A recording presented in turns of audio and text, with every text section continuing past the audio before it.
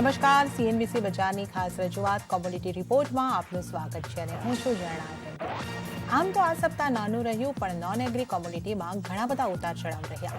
ખાસ કરીને ક્રૂડ ઓઇલમાં નીચલા સ્તરેથી રાતોરાત આપણે 4%ની રિકવરી પણ આવતી જોઈ હતી, તો સોનાની ઉપર દબાણ બન્યું હતું। પણ આ બધાની વચ્ચે બેઝ મેટલ્સમાં સુસ્તી સાથેનો કારોબાર જોવા મળ્યો। આગળ આ તમામ કોમોડિટીમાં કેવા એક્શન જોવા મળશે તે અંગે આજે આપણે નિષ્ણાતો સાથે ચર્ચા કરીશું। તો આપણી સાથે આ ચર્ચામાં જોડાયા છે એમિરેટ્સ એનબીટી બેંકના ધર્મેશ ભાટિયા અને એલકેપી સિક્યોરિટીઝના જતીન ત્રિવેદી। આ બંનેનું સ્વાગત છે સીએનબીસી બજાર પર। શરૂઆત કરીએ આપણે ક્રૂડ ઓઇલની સાથે। તો ક્રૂડ ઓઇલના આ સપ્તાહના કારોબારની આપણે વાત કરી લઈએ તો આ સપ્તાહ દરમિયાન વોલેટાઇલ કારોબાર રહ્યો। સપ્તાહની શરૂઆતમાં ઓપેક પ્લસની અનિશ્ચિતતાની અસર રહી અને ક્રૂડની કિંમતો પર દબાણ બન્યું અને સપ્તાહના અંત સુધીમાં આપણે નીચલા સ્તરેથી રિકવરી જોઈ અને રાતોરાત 4%ની તેજી પણ જોઈ। તો હવે ક્રૂડ અંગે કેવી સ્ટ્રેટેજી બનાવી તેની આપણે નિષ્ણાતો સાથે ચર્ચા કરીએ। ધર્મેશજી, ઘણા બધા મતભેદો બાદ ઓપેક પ્લસ એક નિર્ણય પર પહોંચી શક્યો અને પછી આપણે જોયું કે ખાસી એવી વોલેટિલિટી આપણે ક્રૂડની અંદર જોઈ। જુલાઈમાં આપણે બ્રેન્ટને 77ની ઉપર પણ જતું જોયું, તો આજ સપ્તાહની અંદર આપણે 68-69 જેટલું નીચે પહોંચતા પણ જોયું છે અને હવે આપણે 73.50ની આસપાસની સ્થિતિ બ્રેન્ટની અંદર જોઈ શકીએ છીએ। તો આ સ્થિતિમાં ટ્રેડર્સે કઈ રીતની સ્ટ્રેટેજી રાખવી ક્રૂડ માટે અને કયા ફેક્ટર્સ ઇમ્પોર્ટન્ટ રહેશે? જો મારા હિસાબથી આપણે કાચા તેલની વાત કરીએ તો કાચા તેલમાં એક જ ટ્રેન્ડ છે આજના તારીખમાં। નેક્સ્ટ લાસ્ટ તમે એક વર્ષ સુધીનો ટ્રેન્ડ તેજીનો જ છે, તો તેજીના ટ્રેન્ડમાં જ આપણને પહેલા રહેવું જોઈએ। જેટલા પણ ટ્રેડર્સો છે હું એને રેકમેન્ડ કરીશ કે બાય ઓન ડિપ્સની સ્ટ્રેટેજી આમાં રાખજો। હું ઇનફેક્ટ લાસ્ટ 3-4 મહિનાથી કન્ટિન્યુઅસ કહું છું કે આ કોમોડિટીમાં તમે મંદી નહીં કરતા, અગર માર્કેટમાં ફોલ આવે તો બહુ સારી ઓપોર્ચ્યુનિટી મળશે તમારે અહીંયા બાય કરવાની। એ માર્કેટમાં ફંડામેન્ટલી બહુ સ્ટ્રોંગ છે। જે ઓપેકની ન્યૂઝ આવી હતી ઓલરેડી માર્કેટમાં ડિસ્કાઉન્ટેડ હતી। તમે જોશો તો માર્કેટમાં જે ફોલ આવ્યું હતું એ પહેલા જ 2-3 દિવસ પહેલા જ ફોલ આવવાનું શરૂ થઈ ગયું હતું। 75 થી ઓલમોસ્ટ માર્કેટ 70 સુધી આવી ગયું હતું ને જેવું ન્યૂઝ આવ્યું માર્કેટ $68 સુધી આવી ગયું હતું। ડોમેસ્ટિક માર્કેટમાં આપણે વાત કરીએ તો ડોમેસ્ટિક માર્કેટમાં ઘણું બધું ફેવરેબલ આવી ગયું હતું। એપ્રોક્સિમેટલી જોઈએ તો 6019 તરફ 5600 5500 ના લેવલ્સ પર માર્કેટ આવી ગયું છે। હવે ફંડામેન્ટલી માર્કેટ હજી પણ સ્ટ્રોંગ છે। આગળના 6 મહિના બધા કોન્ટ્રાક્ટ્સ પોઝિટિવ ચાલે છે ને નવેમ્બર, ડિસેમ્બર, જાન્યુઆરી આ પીક સીઝન હશે વિન્ટર ડિમાન્ડનું, પ્લસ એન્ટિસિપેશન છે કે માર્કેટનું જે લોકડાઉન છે એ બધા ઠેકાણે ઓપન થઈ જશે, તો ટ્રાવેલ બેન હટી જશે, તો ડેફિનેટલી કન્ઝમ્પશન વધવાની વાત ચાલે છે। તો હું રેકમેન્ડ કરીશ કે આ કાઉન્ટર પર અગર ઘટાડો આવે તો તમે બાઇંગ કરીને ચાલી શકો છો। ફરીથી માર્કેટ $70 પર સસ્ટેન થાય છે। ડોમેસ્ટિક માર્કેટમાં રૂપિયો નબળો થાય તો આ હિસાબથી મને લાગે છે કે અરાઉન્ડ 5800 થી 6000 ના લેવલ્સ તમારે ફરીથી દેખાઈ જશે। તો એની ટિપ્સ હું રેકમેન્ડ કરીશ કે આમાં તમે બાઇંગ કોલમાં રહેજો। 100-150 રૂપિયાનો સ્ટોપ લોસ રાખીને તમે ચાલી શકો છો, બટ લોંગ ટર્મ માટે ડેફિનેટલી હું એક્સપેક્ટ કરું છું કે $80 ના લેવલ્સ તમારે ડિસેમ્બર સુધી બતાડી દેશે। ઓકે, તો અહીંયા ધર્મેશજી આગળથી આપણને જે સલાહ મળી રહી છે એ કોઈ પણ ડીપ બને છે તો તમે આ ક્રૂડની અંદર બાયની સ્ટ્રેટેજી રાખીને ચાલી શકો છો અને જે ટાર્ગેટ તમારે રાખવાનો છે એ ભવિષ્યની અંદર $80ના બ્રેન્ટની અંદર લેવલ બની શકે છે એવી અહીંયા આગળથી આપણને સલાહ મળી રહી છે। જતીનજી આપની પાસે આવવા માંગીશ, તમે કઈ રીતે જુઓ છો ક્રૂડને? કારણ કે જુલાઈમાં જ આપણે લગભગ 14% જેટલી કિંમતોને તૂટતી જોઈ, તો સાથે જ ગોલ્ડમેન સેક્સ જેવા બ્રોકરેજ હાઉસે પણ પોતાના લક્ષ્યને ઘટાડી દીધા। તો આપનો વ્યૂ ક્રૂડ ઉપર? જે હિસાબથી ક્રૂડનું માર્કેટ હમણાં એક વોલેટાઇલ ટ્રેન્ડના અંદર ચાલુ છે કે જ્યાં આપણે લાસ્ટ હપ્તા 10 દિવસના વચ્ચે એક સ્ટ્રોંગ ફોલ જોયો છે, પ્રોફિટ બુકિંગ જોયું છે ફ્રોમ 5700 ટુ 5000 લેવલ્સ, ઓલમોસ્ટ 15% જેટલું એના અંદર કરેક્શન આવ્યું છે હાયર લેવલ્સથી, અને પાછું લોઅર લેવલ્સ પર એને સપોર્ટ લીધું છે। અમને એમ લાગે છે કે આ રેન્જ માર્કેટ જે છે એ કન્ટિન્યુડ રહી શકે છે। વોલેટાઇલ સેશન જે છે હજી કન્ટિન્યુઅસલી જોવા મળી શકે છે બીકોઝ કોવિડના નંબર્સના વજહથી થોડું પેનિક ડેફિનેટલી છે ડેલ્ટા વાયરસના વજહથી। હાલાકી વેક્સિનેશનના અપડેટ્સથી એક વસ્તુ સારી છે કે જેટલા લોકો વેક્સિનેટ થયેલા છે એ લોકોના નંબર્સ નથી આવ્યા બહાર। જે નોન વેક્સિનેટેડ પીપલ છે એ લોકોને કોવિડનું અટેક થયું છે, તો એના કારણથી જેટલું વેક્સિનેશન ડ્રાઈવ સ્ટ્રોંગલી આગળ વધતું દેખાઈ રહ્યું છે એના કારણથી ડિમાન્ડ સાઇડ જે છે હજી વધતી દેખાશે because economies definitely open up થતી જશે આગળ ચાલતા હજી વધારે strongly.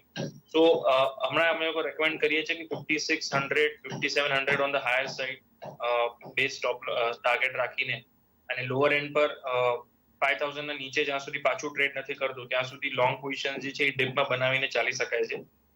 with prices on dip around 5200 5250 ના લેવલ્સ જે છે અમને સારા લાગે છે, ત્યાં આગળ પ્રાઇસીસ પાછા મળે છે ત્યારે એના અંદર લોંગ પોઝિશન્સ બનાવી શકાય છે.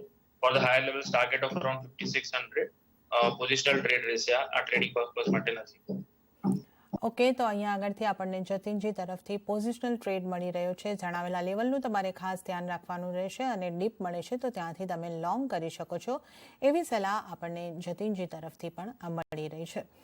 ધર્મેશજી, ફરીથી આપની પાસે આવવા માંગીશ અને આપની પાસેથી એ જાણવા માંગીશ કે ક્રૂડના ઉપર જે ઇક્વિટી માર્કેટની અંદર જે થોડી તેજી ચાલી રહી છે એની કેટલી અસર તમે જોઈ શકો છો અને યુએસ ઇન્વેન્ટરીની અંદર જે સતત આપણે ઘટાડો જોઈ રહ્યા છે એની કેટલી અસર જુઓ છો તમે?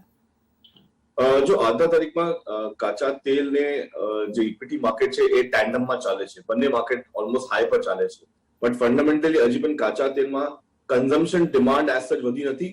સપ્લાય કન્સ્ટ્રેન્ટના વજહથી માર્કેટમાં આર્ટિફિશિયલી તમે જોઈ શકો છો કે માર્કેટ હાઈ લેવલ પર આવી ગયું છે. કમ્પેરેટિવલી ઇક્વિટી માર્કેટની વાત કરો તો આજના તારીખમાં કોસ્ટ ઓફ બોરોવિંગ એટલે તમારે ઉધારીના પૈસા આજના તારીખમાં 0% પર મળે છે ઇન્ટરનેશનલ માર્કેટમાં. તો એ પૈસા તમે યા તો પ્રોપર્ટીમાં નાખશો, કોમોડિટીમાં અને ઇક્વિટીઝમાં. તો આજના તારીખમાં ઇક્વિટી એક્ઝિટ એન્ટ્રી ઈઝી છે, સેલ ઓફ નથી થતું માર્કેટમાં, ફંડામેન્ટલી બહુ સ્ટ્રોંગ છે. તો એ કારણ જોશો ઇક્વિટી માર્કેટમાં ઘણા પૈસા ઇન્વોલ્વ થાય છે, ના કે કોમોડિટી. કોમોડિટીમાં લાસ્ટ 3 મહિનાથી જે તેજી જોવા મળી હતી, બધા બેઝ મેટલ્સ ઓલમોસ્ટ 10 વર્ષના હાઈ પર આવી ગયા છે. તો ફંડામેન્ટલી ઇક્વિટીઝ અને કોમોડિટીઝ બંને સાથે ચાલે છે ઇન ટેન્ડેન્ટ. હું એક્સપેક્ટ કરું છું કે આ જે ફોર્મનેસ છે એ હજી 3-4 મહિના સુધી કન્ટિન્યુ રહેશે. કાચા તેલ માં લાગે છે મને because of the winter demand આગળ ચાલતા 3 મહિનામાં ને પ્લસ એ એન્ટિસિપેશનમાં કે લોકડાઉન ઓપન થઈ જશે, કોવિડનું અસર ઓછું થશે, તો એના વજહથી આર્ટિફિશિયલી માર્કેટ બહુ હાઈ પર આવી ગયું છે, પ્લસ સપ્લાય નથી માર્કેટમાં. તો એ રીતે તમે જોશો કે હજી સુધી કાચા તેલમાં હજી પણ મને ટ્રેન્ડ ફોર્મ લાગે છે. હું એક્સપેક્ટ કરું છું કે $80 ના લેવલ તમારે માર્કેટમાં બતાડી દેશે. જે યુફોરા આવશે જ્યારે માર્કેટમાં ઓપન થશે લોકડાઉન, તો ઘણા બધા જણ 2-2.5 વર્ષથી જે ઘરે બેઠા છે જે બહાર નીકળશે તો તમે જોશો કે કન્ઝમ્પશન એટલું વધી જશે. બાકી બધી માર્કેટ છોડા ઇક્વિટી માર્કેટ કરતા કમોડિટી માર્કેટમાં સૌથી વધારે તેજી હશે, સ્પેશિયલી કાચા તેલ. ઓકે, તો કાચા તેલની અંદર આપણને કોરોનાની અસર હળવી થતાં અને રીઓપનિંગ શરૂ થતાં ઘણી બધી તેજી દેખાઈ શકે છે એવો અહીંયા આગળથી મત મળી રહ્યો છે. જતીનજી, આપની પાસેથી પણ હું જાણવા માંગીશ કે આપે પણ ઉલ્લેખ કર્યો કે કોરોના કાળની ઇમ્પેક્ટ થોડી અહીંયા આગળથી દેખાઈ રહી છે, પરંતુ હવે તમે કઈ રીતે જોઈ શકો છો? કારણ કે આપણે જોઈએ તો ચાઇનાનો જે ઇમ્પોર્ટ છે એ પણ આપણને 8 વર્ષમાં પહેલી વખત ઘટતો દેખાયો છે. તો આ બધાની કેટલી અસર તમે જુઓ છો? જેના જો હિસાબથી આપણે માર્કેટનું પિક્ચરાઇઝેશન જોઈ લઈએ તો વોલેટાઇલ ટ્રેન્ડ યસ ડેફિનેટલી આગળ થોડું બનતું દેખાઈ શકે છે કોમોડિટીઝના અંદર. સ્પેશિયલી બેઝ મેટલ્સની આપણે વાત કરીએ તો યસ બેઝ મેટલ્સના અંદર તો હજી પણ વોલેટાઇલ સેશન્સ આગળ પણ જોવા મળશે. જે હિસાબથી લાસ્ટ એકાદ મહિનાની અગર આપણે ચાલ જોઈ લઈએ 1-2 મહિનાથી, તો હાયર લેવલ્સ અને લોઅર લેવલ્સ બે એને અચીવ કર્યા છે બેઝ મેટલ્સે. હાયર લેવલ્સ એટલે 770 ના લેવલ્સથી કોપરે કરેક્શન આપીને અરાઉન્ડ અબાઉટ 700 ના લેવલ્સ આપ્યા. એટલે almost more than 10% around about correction જોવા મળ્યું છે બેઝ મેટલના અંદર. સ્પેસિફિકલી કોપર અને નિકલના માર્કેટ બે વોલેટાઇલ રહ્યા છે. એના સાથે સાથે બીજા જે કાઉન્ટર બેઝ મેટલમાં છે જેમાં વોલેટિલિટી ઓછી હતી અને ઇનફેક્ટ હજી પણ એના અંદર જે ગેન્સ છે હજી પણ પકડીને રાખ્યું છે એ એવા કાઉન્ટર છે જેવી રીતે જે ઝિંકના પ્રાઇસીસ છે, એલ્યુમિનિયમના પ્રાઇસીસ છે, લેડના પ્રાઇસીસ છે. તો અહીંયા સ્પેસિફિકલી સેક્ટર સ્ટીલ વાઇઝ જે છે, મેટલ્સ વાઇઝ જે છે એમાં પણ થોડુંક હેરફેર છે કે બધા જ મેટલ્સ એક સાથે પરફોર્મ કરતા પણ નથી દેખાતા ઘણીવાર. ફોર એક્ઝામ્પલ જેવી રીતે કોપરના અંદર બહુ મોટું કરેક્શન આવી ગયું છે 10% નું રિસન્ટલી, અને એના પછી પાછું એના અંદર એક બાઇંગ પણ આવ્યું છે. તો ઝિંકના અંદર એના સામે આપણે જોવા જઈએ તો હાર્ડલી 3 to 4%, 5% જેટલું કરેક્શન આવ્યું હતું અને પાછું એને ઈ જ લેવલ પાછું કોન્કર પણ કરી લીધું છે જે લાસ્ટ 2 મહિનામાં એના પ્રાઇસીસ હતા 240 ના ઉપરના. તો અહીંયા ઇમ્પોર્ટન્સ એ છે કે જે બેઝ મેટલ્સ પર વોલેટિલિટી ઓછી છે ત્યાં આગળ થોડું ફોકસ રાખીને જે લોકો રિસ્ક ઓછું લેવા માંગે છે તો હું એમને એડવાઇસ કરીશ કે લેડ, ઝિંક આવા કાઉન્ટર્સના થોડુંક ફોકસ રાખે. અને કોપર અને નિકલના કાઉન્ટર્સ જે છે એ બહુ થોડા વોલેટાઇલ આગળ સેશન્સ હજી પણ દેખાડી શકે છે. તો સ્પેસિફિકલી અગર આપણે જોવા જઈએ તો અહીંયા રેકમેન્ડેશન અમારી જે ચાલી રહી છે મેટલ્સના અંદર એ ઝિંક અને લેડના અંદર ચાલી રહી છે. તો ઝિંક અને લેડ બે અમે બાયની રેકમેન્ડેશન જ આપશું અહીંયા પોઝિશનલ પર્પઝ પર. નાનકડા ડીપ મળે છે ત્યારે ડેફિનેટલી બાય કરીને ચાલો. હાયર લેવલ્સ પર 250 બિયોન્ડના ટાર્ગેટ રાખીને ચાલવાનું છે અને લોઅર લેવલ્સ પર 235 નો સ્ટોપ લોસ રાખીને ઝિંકના અંદર બાઇંગની એડવાઇસ રહેશે. એના સામે જ લેડના અંદર પણ 172 ના સ્ટોપ લોસ સાથે બાઇંગની એડવાઇસ રહેશે. 177, 176 ના રેટ જે છે એ ઘણા સારા છે લેડના પ્રાઇસીસમાં. અને હાયર લેવલ્સ પર 185 187 નો ટાર્ગેટ રાખીને ચાલવાનો છે પોઝિશનલ બેસિસ પર.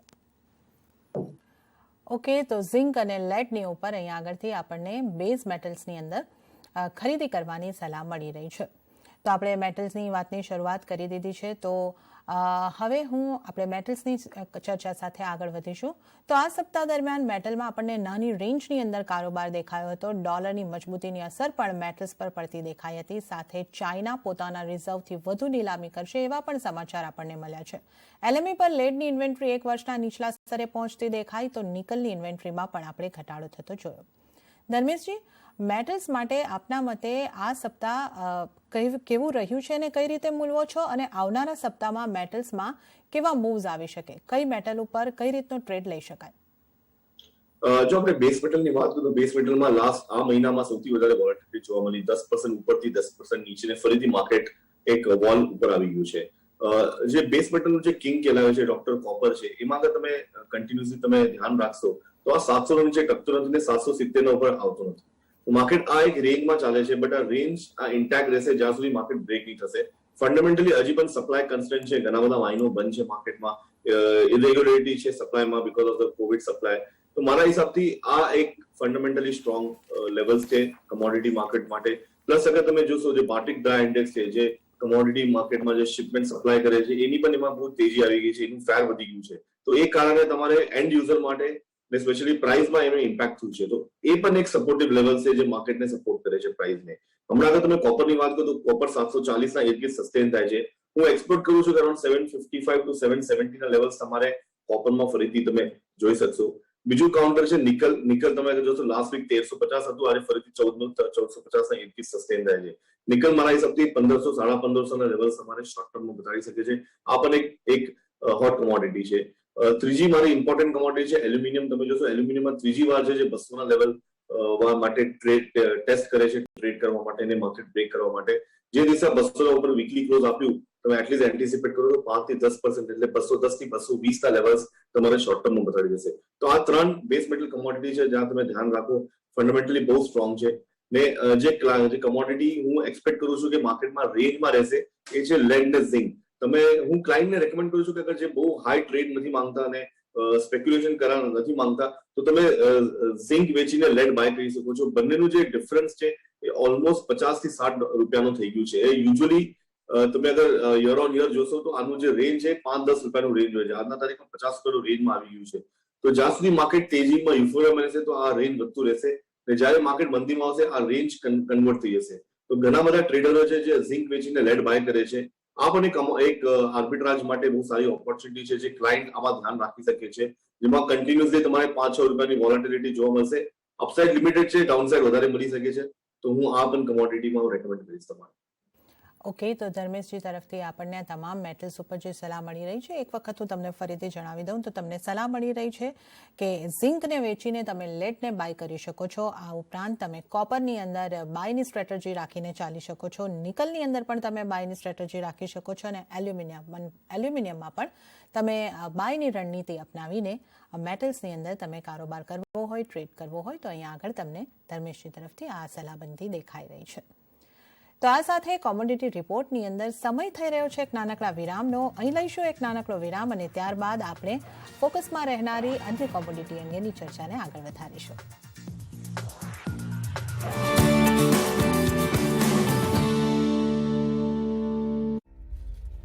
જેની ઉંમર 130 વર્ષ હોય તે ભવિષ્ય વિશે શું જાણે છે?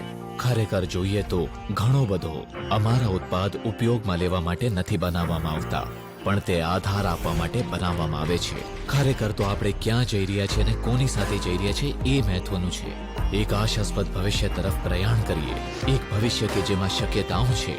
એક ભવિષ્ય જે છે અસીમિત.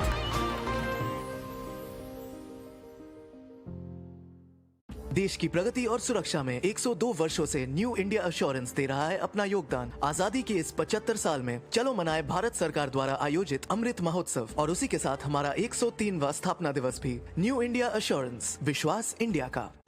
બજારના તમામ ઉતાર ચઢાવની છે જેમને ખબર. દેશ વિદેશના બજારો પર છે જેમની ચાંપતી નજર. તમારા રોકાણોને સુરક્ષિત કરશે અને આપશે નફો. માર્કેટ માસ્ટર્સ માત્ર CNBC બજાર પર. શેર બજારના મહારથી આપશે પ્રત્યેક કંપનીની સંપૂર્ણ માહિતી, વિશ્લેષણો કરી આપશે સચોટ સલાહ અને આપશે આપના પોર્ટફોલિયોને સમૃદ્ધ કરવાના ફંડા. ફેન્ટાસ્ટિક ફંડા દિવસભર માત્ર CNBC બજાર પર.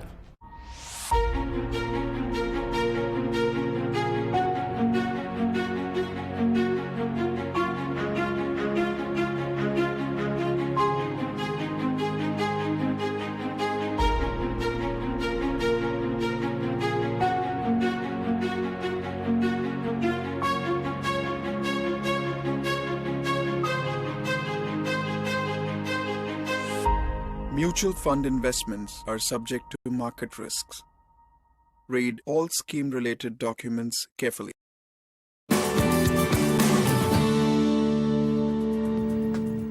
કોમોડિટી રિપોર્ટમાં આપનું ફરી એક વખત સ્વાગત છે અને આપણે ક્રૂડ અંગેની અને મેટલ્સ અંગેની ચર્ચા કરી રહ્યા છે. આ સપ્તાહ દરમિયાન જે આપણે એની અંદર વોલેટાઇલિટી જોઈ હતી તેની આપણે વાત કરી રહ્યા છે અને પછી હવે જે આપણે અન્ય કોમોડિટીની ચર્ચા કરવાના છે એ છે પ્રેસિયસ મેટલ એટલે કે સોનું અને ચાંદી અંગે. અને આ ચર્ચામાં આપણી સાથે ધર્મેશ ભાટિયા અને જતીન ત્રિવેદી જોડાયેલા છે. તો હવે આપણે સોનાના કારોબારની ચર્ચાથી શરૂઆત કરીએ તો આ સપ્તાહમાં અહીંયા પણ આપણને ઘણી બધી વોલેટિલિટી દેખાઈ હતી. કોમેક્સ પર સોનાના ભાવ આપણે એક મહિનાના ઉપલા સ્તરેથી ઘટતા પણ જોયા. US ફેડ ચેરમેનના નિવેદન બાદ આપણે તેજી પણ જોઈ તો સાથે જ આપણે ગોલ્ડ, જ્વેલરી અને રોકાણને પણ ઘટતા જોયા અને સપ્તાહના અંત સુધીમાં આપણે ફરીથી જોયું કે ગોલ્ડની ઉપર આપણે દબાણ સાથેનો કારોબાર જોઈ શકતા હતા. જતીનજી, સોનાના કારોબારને તમે કઈ રીતે જુઓ છો? કારણ કે ફેડ ચેરમેનના નિવેદનથી સેન્ટિમેન્ટ બદલાય છે અને આપણે જોયું છે કે હવે પાછી FOMCની બેઠક પણ નજીક છે અને બીજા કયા ફેક્ટર્સ છે જેની અસર તમે સોના ઉપર જોઈ રહ્યા છો? યસ, ડેફિનેટલી FOMCના સ્ટેટમેન્ટ્સના કારણથી થોડુંક ગોલ્ડના અંદર આપણને એક જેનું સ્ટ્રેન્થ હતું એ થોડુંક પ્રોફિટ બુકિંગ કન્ટિન્યુઅસલી એક રેલી જોવા મળી. એક મેજર ફોલ આવ્યો એના અંદર, પછી સાઇડવેઝ ટ્રેન્ડ આવ્યું અને એના પછી એક માઇનર રિકવરી પણ આપણે કન્ટિન્યુઅસલી જોઈ રહ્યા છે. એના અંદર 46,500 ના લેવલ્સના પાસેથી ટેસ્ટ કરીને પછી 48,000 ના લેવલ્સ પાછા એને ટચ કર્યા છે. તો આઈ થિંક એ જે ફ્લક્ચ્યુએશન હતું ને એ જે વોલેટાઇલિટી હતી એને ઓલરેડી પચાવી લીધી છે FOMCના પાછળ. બીજા જે અપડેટ્સ છે, ડોલર ઇન્ડેક્સના પ્રાઇસીસનું મેઇન એના અંદર હજી પણ હેવી વેટ્સ આવી રહ્યું છે કે જ્યાં આગળ ડોલર ઇન્ડેક્સના પ્રાઇસીસ એક ટ્રેન્ડ પકડી રહ્યા છે હાયર સાઇડમાં. તો ત્યાં આગળ થોડુંક એના માટે એક રેઝિસ્ટન્સ પ્લે કરતું દેખાઈ રહ્યું છે ગોલ્ડના માટે. તો અમે એઝ ઓફ નાઉ ગોલ્ડના માર્કેટને એક રેન્જ પ્લેના હિસાબે જોઈ રહ્યા છે. હાયર સાઇડમાં લેવલ્સ જે છે એ કેપ્ડ રહેશે આપણા ડોમેસ્ટિક માર્કેટમાં અરાઉન્ડ 48,500 થી લઈને 49,000 ના લેવલ્સ જે છે એ કન્ટિન્યુઅસલી એક રેઝિસ્ટન્સ પ્લે કરતા જોવા મળશે ટ્રેડર્સને. અને લોઅર લેવલ્સ પર મને લાગે છે 46,000, 46,500 will act as a very strong base support as well. તો આ બે લેવલ જે છે ક્યાંય આના અંદર જ રેન્જ પ્લે કરતો દેખાશે ગોલ્ડ જે છે. માઇનર ટિપ્સ પર બાય કરવાની જ એડવાઇસ છે અમારી, બીકોઝ અમે જોઈ રહ્યા છે કે સસ્ટેનેબલ રેલીઝ જે છે એ પણ પાછી જોવા મળી જાય છે જ્યારે બી એના અંદર ટિપ્સ આવે છે ત્યારે. સો આઈ થિંક લોઅર લેવલ્સ પર જ્યારે બી પ્રાઇસીસ મળે છે ત્યારે અક્યુમ્યુલેટ કરીને ચાલો. હમણાં છેલ્લા 3-4 દિવસમાં આપણે જોઈ રહીએ તો એક સેલિંગ પ્રેશર જે છે એ ગોલ્ડે અબ્ઝોર્બ કરી લીધું છે. તો અહીંયા પાછું એક બાઇંગ ઓપોર્ચ્યુનિટી બનતી દેખાઈ રહી છે. 47,500 ના લેવલ્સના આજુબાજુ બાય કરીને ચાલવાની એડવાઇસ રહેશે. With the stop loss below 47,000 and target around 48,200 એક શોર્ટ ટર્મ ટ્રેડ રહેશે. આ પોઝિશનલ ટ્રેડર્સ માટે એડવાઇસ રહેશે કે જ્યાં સુધી 46,500 ના ઉપર પ્રાઇસીસ ટ્રેડ કરી રહ્યા છે ત્યાં સુધી પેનિક થવાની જરૂરત નથી. ડિપ્સ પર બાય કરવાની જ એડવાઇસ છે ગોલ્ડના અંદર હજી પણ. હાયર લેવલ્સ પર 48,000 થી લઈને 48,500 ના લેવલ્સ છે ત્યાં આગળ થોડુંક પ્રોફિટ પણ બુક કરી લેવું છે, બીકોઝ ત્યાં એક સ્ટ્રોંગ રેઝિસ્ટન્સ પણ પ્લે કરતો દેખાઈ રહ્યો છે ગોલ્ડ જે છે. એના સાથે સિલ્વરની પણ વાત કરી લઈએ તો સિલ્વર પણ આપણે જોવા જઈએ તો 67,000 ના પાસે એક બેઝ સપોર્ટ બનાવતું દેખાઈ રહ્યું છે વચ્ચે. જ્યારે બી એના અંદર પ્રાઇસીસના અંદર એક ફોલ આવ્યું છે ત્યારે 67,000 ના લેવલ્સ એને કન્ટિન્યુઅસલી રિસ્પેક્ટ કર્યા છે. હિસ્ટોરિકલી પણ પ્રાઇસીસે છેલ્લા એપ્રિલ-મે મહિનામાં પણ 67,000 ના લેવલ્સ એક સ્ટ્રોંગલી હોલ્ડ કર્યા હતા. તો અમે માની રહ્યા છે કે આ લેવલ્સ જે છે એ સ્ટ્રોંગલી હોલ્ડ કરતા દેખાશે આગળ ચાલતા. અનલેસ એન્ડ અન્ટિલ 66,000 ના નીચે ટ્રેડ કરવાનું ચાલુ નથી કરતા ત્યાં સુધી પોઝિશનલી આના અંદર એક બાઇંગ ઓપોર્ચ્યુનિટી છે. હમણાં આ લેવલ્સ જે છે કદાચ પાછા ફરીથી જોવા પણ ન મળે. એક સારો એક ફોલ આવ્યા પછી અહીંયા આગળ એક બેઝ બનાવવાનું ફોર્મ કરી દીધું છે 67,000, 67,500 ના આજુબાજુ. સો કરંટ લેવલ્સ ના આજુબાજુ જ બાય કરવાની એડવાઇસ છે અમારી.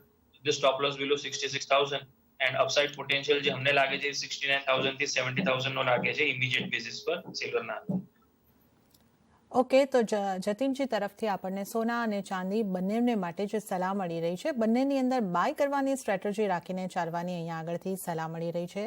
ગોલ્ડને માટે એમણે જે રેન્જ જણાવી છે એ 46,000થી લઈને 46,000, 46,500થી લઈને 48,500, 49,000 સુધીની રેન્જ છે. આ રેન્જની અંદર આપણને સોનાનો કારોબાર દેખાઈ શકે છે અને પોઝિશનલ ટ્રેડર્સ માટે પણ એમણે સ્ટ્રેટેજી આપી છે કે 46,500ની આસપાસ મળે તો તમે અહીંયા આગળથી લોંગ કરી શકો છો. ધર્મેશજી, આપની પાસે આવવા માંગીશ, સોના ઉપર તમારો શું મત બની રહ્યો છે? કયા ફેક્ટર્સ ઉપર ધ્યાન આપવું જોઈએ અને કઈ રીતની સ્ટ્રેટેજી બનાવવી જોઈએ? જો સોના અને ચાંદી આ બંને બુલિયન પેકમાં તમે જોશો તો હવે અંડર પરફોર્મન્સ થયું છે. આ મહિનામાં ઇનફેક્ટ આ અઠવાડિયામાં માર્કેટમાં બહુ રેન્જમાં કારોબાર હતો. માર્કેટમાં એકદમ લાંબી તેજી જોવા નથી મળી. કમ્પેરેટિવલી ઇક્વિટી માર્કેટમાં જે રિબોન્ડ આવ્યું, કમોડિટી માર્કેટમાં સ્પેશિયલી બેઝ મેટલમાં જે રિબોન્ડ જોવા મળ્યું, એ સુધી ગોલ્ડ અને સિલ્વરમાં જોવા નથી મળ્યું. તો આ બંને અંડર પરફોર્મર છે. હું રેકમેન્ડ કરીશ કે આ બંને કાઉન્ટરમાં તમારે તેજીમાં જ રહેવું જોઈએ. હું જીગરથી કન્ફર્મ છું. હું એક્સપેક્ટ કરું છું કે આમાં જે તેજી છે આ શોર્ટ ટુ મીડિયમ ટર્મ બહુ સારી રહી શકે છે. સ્પેશિયલી સિલ્વરની વાત કરીએ તો સિલ્વર 50% બુલિયન ને 50% બેઝ મેટલ કેટેગરીમાં આવે છે. કારણ કે તમે જોશો તો બેઝ મેટલ ફરીથી રિબાઉન્ડ થઈ ગયું છે. તો હવે ચાંદીની વાત છે. ચાંદી નો ડાઉટ $25 થી $28 રેન્જમાં ચાલે છે. અપસાઇડ હું એક્સપેક્ટ કરું છું કે $30 બ્રેક નથી કરતું. કમ્પેરેટિવલી પ્લેટિનમ ને ગોલ્ડ જે માર્કેટમાં જે તેજી બતાડી ચૂક્યું છે. તો સિલ્વર અંડર પરફોર્મર છે. હું રેકમેન્ડ કરીશ કે તમે અહીંયા લોંગ કરીને ચાલી શકો છો. અપ્રોક્સિમેટલી 67,000 ના સસ્ટેનેબલ લેવલ્સ છે. અપસાઇડ હું એક્સપેક્ટ કરું છું કે 70,000 ના લેવલ્સ તમારે શોર્ટ ટર્મમાં જોવા મળશે. બીજું છે ગોલ્ડ તમે જોશો તો $1,800 ઇર્દ સસ્ટેન થાય છે.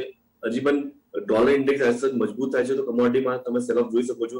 બટ અગર ઇન્ફ્લેશન થોડું પણ આગળ પાછળ થયું, નંબર્સ ચેન્જ થયા તો ગોલ્ડમાં તમારે સારી તેજી જોવા મળશે. નો ડાઉટ ગોલ્ડ હજી સુધી $2,000 ના લેવલ્સ બ્રેક નથી કર્યા. બટ આગળ ચાલતા જે રીતે માર્કેટમાં મની સપ્લાય છે, ફ્રીલી અવેલેબલ છે, તો ડેફિનેટલી આ એક કાઉન્ટર છે જે માર્કેટમાં તમારી સારી લાંબી તેજી બતાવી શકે છે. ડોમેસ્ટિક માર્કેટમાં રૂપિયાના વીકનેસ કારણે તમે જોઈ શકો છો પ્રાઇસમાં 47,600 ના લેવલ્સ સસ્ટેનેબલ લેવલ્સ છે. બટ અપસાઇડ 48,000 થી 39,000 ના લેવલ્સ, ઇનફેક્ટ 50,000 ના લેવલ્સ તમારે ફરીથી જોઈ શકશો. તો આ બંને કાઉન્ટરમાં હું બાય ઓન ડિપ્સની સ્ટ્રેટેજી નિવેશકોને કહી શકું. ઓકે, તો ધર્મેશજી તરફથી પણ આપણને સલાહ મળી રહી છે કે સોના અને ચાંદી બંનેની અંદર તમે બાય ઓન ડિપ્સની સ્ટ્રેટેજી અહીંયા આગળથી અપનાવી શકો છો. એટલે કે સોના અને ચાંદી બંને માટે આપણા બંને નિષ્ણાતોની એક જ સલાહ બની રહી છે કે અહીંયા આગળ તમે ડીપ ઉપર ખરીદી કરીને ચાલો અને તમને અહીંયા આગળ કઈ રીતના ટ્રેડ લેવા, કયા લેવલ્સ પર લેવા એ પણ તમને ખાસ જણાવવામાં આવ્યું છે. જતીનજી, હજી એક મુદ્દો મારે તમારી સાથે ડિસ્કસ કરવો હતો કે ક્રિપ્ટોકરન્સીની અંદર આપણે જોઈ રહ્યા છે કે ખાસી એવી તેજી આપણને દેખાઈ રહી છે. તો આ ક્રિપ્ટોકરન્સીની કેટલી અસર આપણે સોનાના કારોબાર ઉપર જોઈ શકીએ છીએ? આનું એક ડેફિનેટ ઓલું બેઝ નથી કે ક્રિપ્ટોકરન્સીના અંદર અગર આપણે એક સ્ટ્રોંગ રાઇઝ જોઈએ છે તો ગોલ્ડના પ્રાઇસની અંદર ફોલ આવી જશે, અને અગર ક્રિપ્ટોકરન્સી નીચે આવે છે તો ગોલ્ડના પ્રાઇસીસ માટે પોઝિટિવ રુઝાન છે. એવું કોઈ બેઝ હજી સુધી કઈ એવું દેખાતું નથી મને તો. બીકોઝ રિસેન્ટલી અગર આપણે જોવા જઈએ તો ક્રિપ્ટોકરન્સી પણ એક ડાઉન ટ્રેન્ડના અંદર હતી, અને પછી એના સામે ગોલ્ડ પણ આપણે જોવા જઈએ તો પ્રોફિટ બુકિંગ એના અંદર પણ કન્ટિન્યુઅસલી જોવા મળ્યું છે. અને છેલ્લા 1.5-2 વર્ષનો અગર આપણે એક સિનેરિયો જોઈ લઈએ તો ક્રિપ્ટોકરન્સી પણ એક અપટ્રેન્ડમાં હતી, અને ત્યાં આગળ એના સામે ગોલ્ડ પ્રાઇસીસ પણ એકદમ એક સ્ટ્રોંગ અપટ્રેન્ડમાં હતો. તો આઈ થિંક આજે રુઝાન જે છે બે અલગ વસ્તુનું છે. ક્રિપ્ટોના અંદર જે બી સ્પેક્યુલેટર્સ છે એ વધારે હોય છે, અને ગોલ્ડના અંદર જે લોંગ ટર્મ પ્લેયર્સ જે છે એ ફંડામેન્ટલી એને ડ્રાઈવ કરે છે. ક્રિપ્ટોના અંદર કોઈ ફંડામેન્ટલ્સ નથી. It is just a speculative market where the participants are coming, participants are losing, participants are winning, they are churning. એ વસ્તુ ચર્ન કરીને એના અંદર ટ્રેડ કરતામાં દેખાઈ રહી છે, અને મેનિપ્યુલેટિવ પણ છે થોડી, બીકોઝ એના અંદર કોઈ બેઝ નથી ને કોઈ ફંડામેન્ટલ્સ વધારે સ્ટ્રોંગ નથી. ગોલ્ડનું માર્કેટ જે છે ફંડામેન્ટલી સ્ટ્રોંગ માર્કેટ છે, ડિમાન્ડ ડ્રિવન માર્કેટ છે. સપ્લાય ઓરિએન્ટેશન હંમેશા થોડુંક એના અંદર વીકનેસ દેખાતી રહેશે કે સપ્લાય વધશે ઘટશે, બટ ડિમાન્ડ જે છે એ કન્ટિન્યુઅસલી બનેલી રહે છે. જે રીતે આપણે ઇન્ડિયન માર્કેટ્સમાં આપણે જોઈ શકીએ છીએ કે ગોલ્ડ લીધા પછી આપણે એક એને બેઝ બનાવીને આપણે એને લોકરના અંદર સેફ રાખીએ છીએ, તો આપણે અક્યુમ્યુલેટ કરી લઈએ છીએ, અને પછી એનું જે ડાયલ્યુટ કરીએ છીએ એ બહુ વર્ષો પછી કરીએ છીએ. તો આ કોઈ સ્પેક્યુલેશન કમોડિટી નથી ગોલ્ડ જે છે. યસ, ટ્રેડર્સના માટે ફેવરેબલ રહી શકે છે ઘણીવાર ક્રિપ્ટોકરન્સીઝ, બટ આઈ થિંક ગોલ્ડનું માર્કેટ પોતાનું એક બેઝ છે, એના અંદર કોઈ વધારે મોટા પાયા પર અસર નહીં દેખાય ક્રિપ્ટોકરન્સીના વજહથી. જી જતીનજી, ધર્મેશજી આપની પાસે આવવા માંગીશ. સમયના અભાવે હું 2 પ્રશ્નો આપને એક સાથે પૂછી રહી છું કે ક્રિપ્ટોની અસર આપના મતે સોના ઉપર કેટલી થઈ રહી છે, અને સાથે જ ઘણી બધી ચિંતાઓ વધી રહી છે ડેલ્ટા વેરિયન્ટની, વેવ 3ની, તો આને જોતા શું સોનાની અંદર સેફ હેવન બાઇંગ તમે જોઈ રહ્યા છો? ડેફિનેટલી આ બંને ક્વેશ્ચનમાં હું તમને સ્પેશિયલી ક્રિપ્ટોકરન્સીની વાત કરું તો અમે એમાં રેકમેન્ડ નથી કરતા કાંઈ પણ ઇન્ફોર્મેશન આપવા માટે, કે અમે એમાં ટ્રેડ નથી કરતા. રિગાર્ડિંગ ગોલ્ડ, ડેફિનેટલી ગોલ્ડ હજી પણ ફંડામેન્ટલી બહુ સ્ટ્રોંગ છે. મેં પહેલા પણ કીધું હતું કે ઇન્ફ્લેશન ડ્રિવન કમ્પ્લીટલી એના પર ડિપેન્ડન્ટ છે આજના તારીખમાં.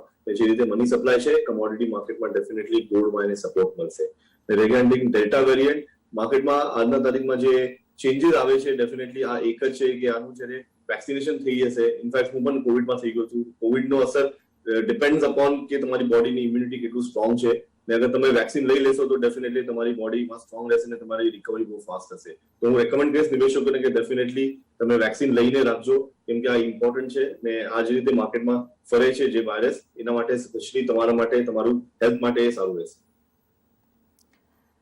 જી ધર્મેશજી, તો અહીંયા આગળથી આપણને સોના ચાંદી બંને માટે જે સલાહ મળી રહી છે એ છે બાય ઓન ડિપ્સની. તમે આ બંને આની અંદર બાય કરીને ચાલી શકો છો અને તમને ખાસો એવો ફાયદો અહીંયા આગળથી મળતો દેખાઈ શકે છે. તો ધર્મેશજી અને જતીનજી, આપ બંનેનો ખૂબ ખૂબ આભાર. આપ અમારી સાથે જોડાયા અને આ રસપ્રદ ચર્ચામાં અમારી સાથે ભાગ લીધો. આપનો ખૂબ ખૂબ આભાર. તો આ હતી આ સપ્તાહની અંદર આપણે જે ચર્ચા કરી છે એ સપ્તાહની અંદર ફોકસમાં રહેલી કોમોડિટી. અને હવે કોમોડિટી રિપોર્ટની અંદર હાલ પૂરતું આટલું જ. મને પણ આપશો રજા.